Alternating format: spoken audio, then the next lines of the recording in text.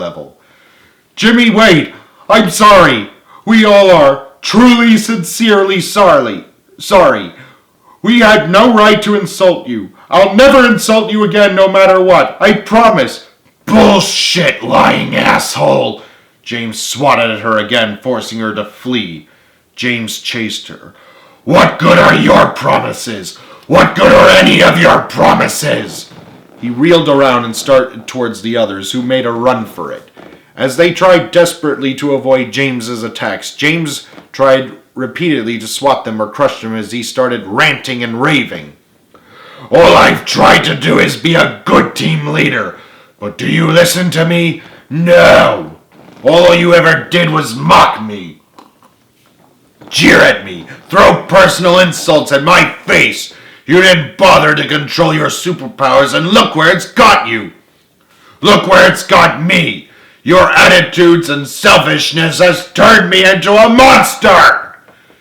James, Carly began. I didn't mean for it to go this far. James swatted at her several more times. Shut up! Shut up, Catherine Eleanor Nordberg! I thought you loved me. I thought you cared about me. I thought you wanted me more than any other boy at our school. But no, I was wrong about that. I was wrong about you. I was wrong about our friends. I was wrong about everything. Who the hell would love such a despicably unlikable person like me? Why did I trust you all to keep secrets about my childhood with you shitheads? Well, no. Alright, no. I will not tolerate any more fucking bullshit from anybody ever again. I've had enough fucking bullshit for a lifetime. James Matthew Reitherman has had enough. Prepare to die! James then caught his breath from shouting and tried to catch Carly in the air. Frank plucked up the courage to speak to James. Jimmy, we mean no harm. All we're asking is for your... Suddenly, having caught his breath, James flailed his arms like a madman and roared with rage as he charged towards the rest of the team. The entire team scattered and fell to the ground because the wind and breath from James's mouth knocked them over. Run for your lives, screamed Joey. He's gone stark raving mad! Once again, the team ran for their lives as James tried to swat them. A few seconds later, Richard, who was pulling Christy along to safety, suddenly remembered something. Antidote? Seltzer. Absorbs radiation. He turned to Christy.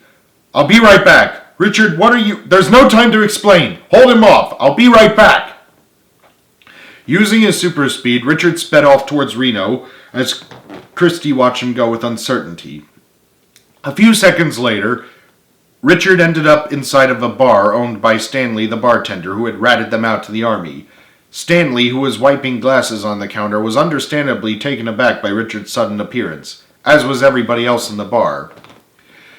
Stanley, Richard pleaded, I need a few bottles of your heavy seltzer, quick. No way, you anorexic mutant freak, retorted Stanley, recognizing him. I don't know how you broke out, but there's no way I'm helping you. And besides, I used that seltzer for him. Hey, Stanley, said Richard suddenly, there's a gunman behind the counter. What? As Stanley turned around in a panic, Richard grabbed several bottles of heavy seltzer and flashed out of the door in an instant. It took several seconds for Stanley to realize what had happened, and he chased after Richard, even though he was nowhere to be seen. Come back here, you little thief! Just then, Stanley tripped over himself and fell flat on his face. Come with us, Stanley. We'd like a word with you immediately. Mayor Goodman? Stanley looked up. Standing over Stanley were Mayor Goodman and Sergeant Hicks. Not looking too happy, before Stanley could say anything, they grabbed him forcefully and carried him off. Meanwhile, after another few seconds, Richard made it back to the desert where the Mighty Nine were still trying to subdue James. By this time, Carly was the only one still fighting him as she flew around him trying to jab at his arms. James was too quick for her, though, and the others were wondering when he would tire himself out. Luckily, with Richard appearing right in front of the others and startling them, he was able to quickly explain what he had accomplished. We need to knock him out with this stuff, he said, holding a bottle. Joey, we need one of your super belches. Heavy seltzer? cried Joey. Richie, no, it's too dangerous. Joey, it's our only hope, Christy cried desperately. Carly can't hold James back much longer, Reginald added as he watched the two of them fighting. Before Joey could protest further, Richard sprayed a large amount of heavy seltzer into his mouth, and once Joey swallowed it, Richard shook him up, making him vibrate. 5 seconds later, Joey was ready. Carly, get out of the way, Christy shouted. Joey's got this. Seeing what was going on and what was about to happen, Carly flew out of the way, just as James tried to swat her again. Hearing shouting, James turned and saw the others encouraging Joey and ran towards them. At last Joey let out a thunderous belch. Sure enough, the sound waves were so strong that James was knocked clean off his feet and fell flat on his back with a loud crash that shook the ground. From afar, Henderson was watching this through a pair of binoculars, his eyes wide with shock. All the other soldiers who witnessed this were completely gobsmacked. Eddie, Peter, and Clara, by now almost where the Mighty Nine were, stopped and listened. They were completely surprised hearing the loud belch and the sound of James falling to the ground. Shook them up, especially as a result of the impact. We're almost there! Come on! Peter said. James laid unconscious on the ground as the rest of the team slowly gathered around him. Even Carly came back down to earth to take a better look. Good work, Joseph, she said. I didn't kill him, did I? Joey asked anxiously. Reginald leapt onto James's chest and pressed his head against his muscular frame. No, he's just knocked out, he said. I can hear his heart beating. You've got the seltzer, Richie? Asked Pedro. Richard held it up for all to see. Right here, he said. Good thing I got several bottles. All we gotta do is get James back to his house and add the seltzer to the antidote he was working on with Eddie, Peter, and Clara. I told you all our superpowers were a curse, said Frank, relieved.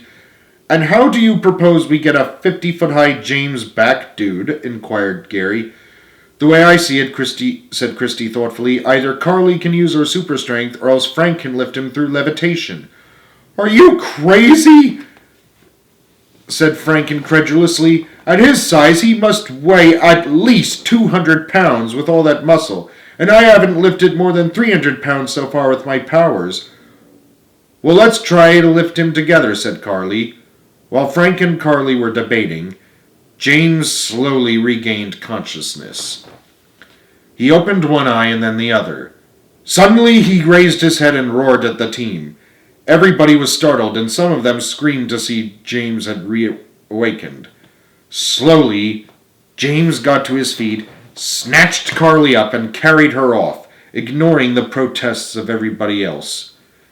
Carly desperately tried to free herself from James's mighty grip, but this time his grip was too tight and she couldn't budge.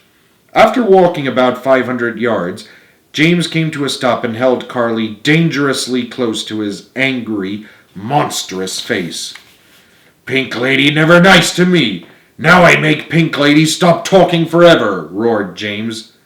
By now Carly had been reduced to groveling, despite not being on her knees. Jimmy, I'm sorry. Truly, sincerely sorry. I'll never be mean to you again. Ever! James ignored her pleas and roared at the top of his lungs in her face. His face was so scary and indescribable that Carly let out a blood-curdling scream of terror as he raised her in his hand high above his head.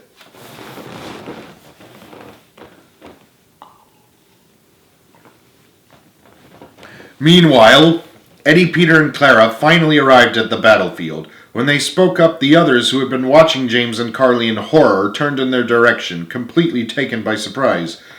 You did it, Eddie yelled, overjoyed. You've got the last ingredient, the seltzer for the antidote. Eddie, Peter, Clara, cried Richard. What do you think you're doing? We've come to help, and don't try to stop us, yelled Clara defiantly. Where's Jimmy? Peter asked, looking around. While this was going on, James, laughing maniacally and with Carly in his right hand, whisked her around his head as if he was doing the hammer throw at the Summer Olympics. He flung her around 4 times before letting her go. She went flying through the air, shrieking at the top of her lungs. "Bon voyage, pink lady!" As the others were talking to the 3 kids, Frank suddenly spotted Carly and his eyes nearly bulged out of their sockets. "Look out!" Frank shrieked. Everybody screamed as a shrieking Carly came hurtling towards them so fast that they didn't have time to get away. She knocked all 10 of them over like bowling pins, scattering them in all directions. Carly, bracing for impact, shut her mouth and eyes tightly. She hit the ground hard and bounced a few times before her back slammed against a boulder and she laid there, upside down and unconscious. Luckily for her, no damage had been done, but if it hadn't been for her superpower protection, she probably wouldn't still be breathing. Good God. It was clear by this time that everybody realized they were no match for James. Unaware if Carly was hurt or not, they all rushed to her aid except for Eddie, Peter, and Clara. The 3 of them decided to talk to James themselves. Though they knew it would probably cost them their lives, they knew they had to do something. As the others helped Carly to her feet, James confronted them yet again. James was the angriest they had ever seen him, and they were too frightened to say anything to him. Seeing a huge boulder nearby, James picked it up and came right up to the team. It was no use. Everybody realized they were now at the mercy of James. Nobody was aware that Carly stirred but lost consciousness again. James raised the boulder high into the air, grinning and laughing evilly.